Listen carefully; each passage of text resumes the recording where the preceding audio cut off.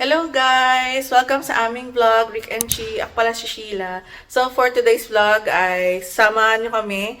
So nagpunta kami dito sa isang bahay sa Langley, BC. So 3-bedroom house siya na townhouse. So yung kakilala namin sumingi ng tulong sa amin na ilinisin yung townhouse nila. So itutur ko kayo sa house nila. And then ipaparent kasi nila tong property nila na to. So, i-rent nila nasa 3,250 per month ang rent. So, ipapakita ko sa inyo dito yung parang nila, yung post nila. Yan. So, itutur ko kayo kung ano ba ang itsura ng isang 3-bedroom house at kung ano ba ang makukuha nyo sa 3,250 na rent dito sa Langley, BC. Tara, let's go guys! And ito guys yung labas ng bahay. So, duplex siya. Yan. Pero malaki siya guys, malaki yung bahay. Yan, then may garage na kayo dito. Tapos, pasok tayo sa front door. Yan. Pasok tayo. So, dito sa right, yung stairs sa taas. Yan, tapos, maganda dito is,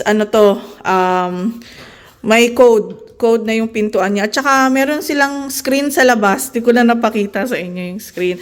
And then, pagpasok nyo, may mga, dito, storage. So, ang alam ko, pinagawa nila to. Yung mga storage na yan. Diba? Galing. Oh, madumi nga lang. Lilinisin namin. Yan, lilinisin namin lahat. So, ginamit talaga nila yung space na to para hindi sayang. Tapos dito yung garage nila. So, makalat guys Medyo makalat. Kasya dito yung two-car garage. Yan. Sorry guys, makalat pa dito. Kasi hindi pa sila tapos. Pininturahan kasi nila Nirepaint kasi nila yung ibang parts. Uy, ito ka. Tapos, ito guys, meron ditong bathroom. Yan. Yung half bath. Yan. Modern na siya. And then, ito yung pantry nila, guys. Yan. Yung pantry. Yan. Maliit lang, pero okay naman. Tama lang yung size. Unless marami talaga kayong Tapos, ito yung coffee, nila to coffee corner nila before. Kaso, wala lang ang gamit. Tsaka andyan yung mga cleaning supplies namin. Yan. Tapos, ito yung kitchen. Yan. Diba? Cute. Kung kami bibili ng bahay, gusto ko kahit ganito na lang, okay lang. Kaya pa naming bumili ng ganitong townhouse sa tingin ko. Kasi pag yung bahay na, na detached, medyo mahal na kasi dito sa BC. Unless pumunta ka doon sa malalayong mga lugar. Kaso syempre, maganda, may access ka pa rin sa downtown, di ba? Mabilis lang yung biyahe at saka yung transit. So, preferred namin kung bibili kami ng bahay dito na lang sa Langley. Yan, kasi kung ganitong klaseng bahay din na mabibili namin, if ever, in the future. Stove nila before, and then may oven, microwave, ayan, storage. Maganda yung sink nila. O, diba? Tapos, yan, storage, dishwasher. Yan, tapos ito yung fridge nila, Samsung. Maganda tong fridge nila na to Yan, diba? Oh, yan. Tapos, ito yung freezer. Diba? Pag lumipat kayo dito, kahit saan naman. Kapag lumipat kayo dito sa bahay, kahit saan, sa basement, sa townhouse, sa apartment, may kasama na yung ref. May kasama na yung fridge, stove, at saka, minsan may dishwasher, minsan wala. So, kagaya sa amin, ang kasama lang sa amin is stove, tsaka fridge. So, dito naman, pag nag-rent kayo, kasama fridge, dishwasher, may microwave na rin.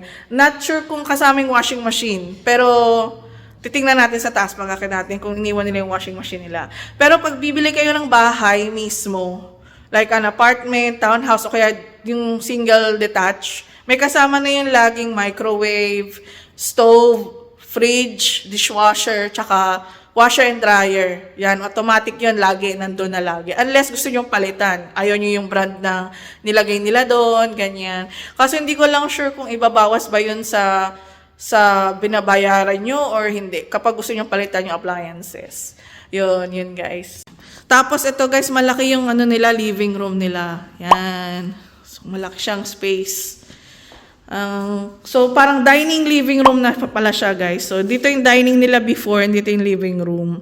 So, tatlo lang naman sila before, mag-asawa at saka yung kapatid. So, dito yung kitchen and then dun yung, ano, diba, exit. Tapos, may patio na maliit. Yan, ito. Patio. Hindi na ako lalabas. Yan, no. Decent size naman siya. Yan. Tapos guys, punta tayo upstairs. Ando na si Ricky sa taas. So, wait, nalito ko. Dito. So, yan. Akyat na tayo sa taas.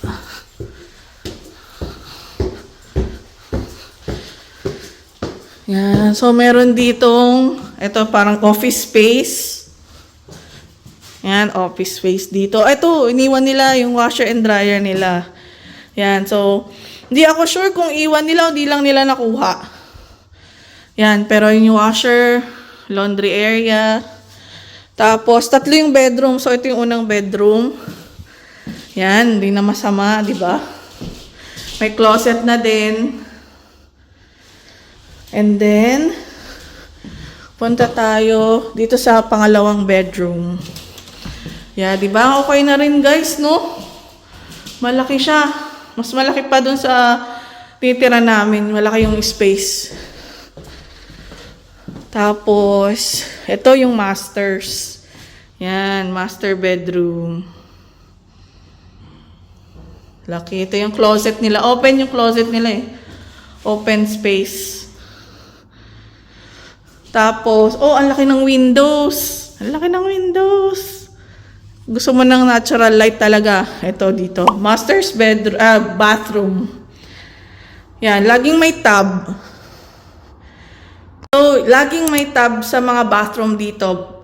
Bathtub or shower. Pero maganda sa kanila, may shower na, may bathtub pa. Yan.